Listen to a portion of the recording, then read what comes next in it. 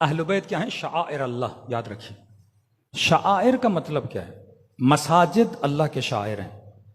بعض لوگ کہتے ہیں آپ مسجدوں پہ خرچہ کیوں کرتے ہو، مجلسوں پہ خرچہ کیوں کرتے ہو؟ تو ہم ان کو جواب دیتے ہیں آپ حج پہ اتنا خرچہ کیوں کرتے ہو؟ اللہ کا ذکر کرنا ہے گھر میں بیٹھ کے کرو، بھائی حج پہ کیوں جا رہے ہو؟ سال میں اتنے ہزار بکرے، بھینسیں، اونٹ، بیل کیوں کاٹتے ہو؟ یہ پیسے یتیموں کو دو، کسی غریب کا علاج کروا دو۔ ایک بندے کا حج پہ 14-15 لاکھ خرچہ آتا ہے، کیا ضرورت ہے بھائی 7 چکر لگا کے واپس آتے ہو؟ کہ نہیں، شعائر اللہ ہے، خرچ کرو تاکہ اللہ کی یاد زندہ رہے۔ امام حسین پہ خرچ کرتے ہیں تاکہ یاد حسین زندہ رہے، شعائر۔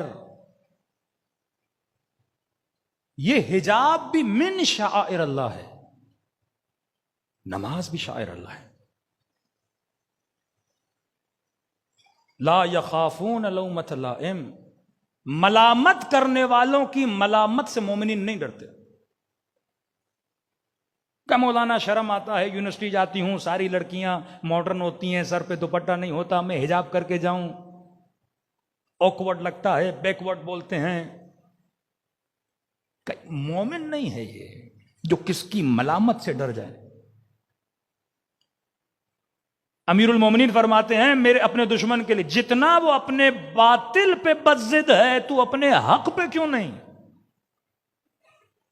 اسے گناہ کرنے میں شرم نہیں آتی، اسے بدن سے لباس اتارنے میں شرم نہیں آتی، اسے 4 مردوں کے ساتھ تعلق بنانے میں شرم نہیں آتی، تجھے اپنے حیا پہ شرم آتی ہے، تجھے اپنے حجاب پہ شرم آتی ہے۔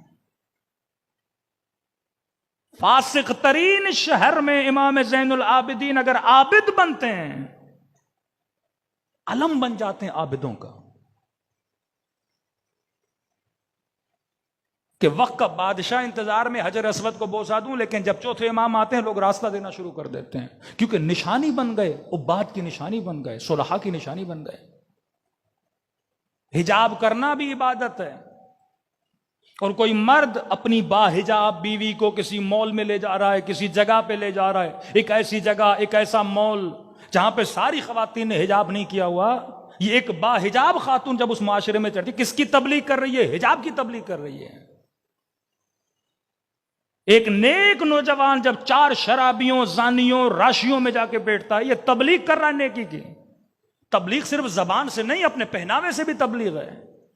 آپ حجاب کے ساتھ چل رہے ہو، یہ آپ کی تبلیغ ہے۔ چہرے پہ سنت رسول سجا کر چل رہے ہو، یہ آپ کی تبلیغ، آپ کا چلنا عبادت ہے۔ اہل بیت نے صرف لکھ کے اپنے مکتب کو نہیں پھیلایا، اپنے کردار سے، اپنی رفتار سے، اپنے لباس سے۔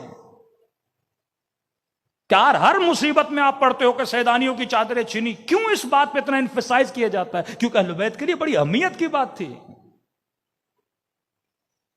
اور مصائب جناب زینب پہ روئے اور سر پہ حجاب نہ ہو۔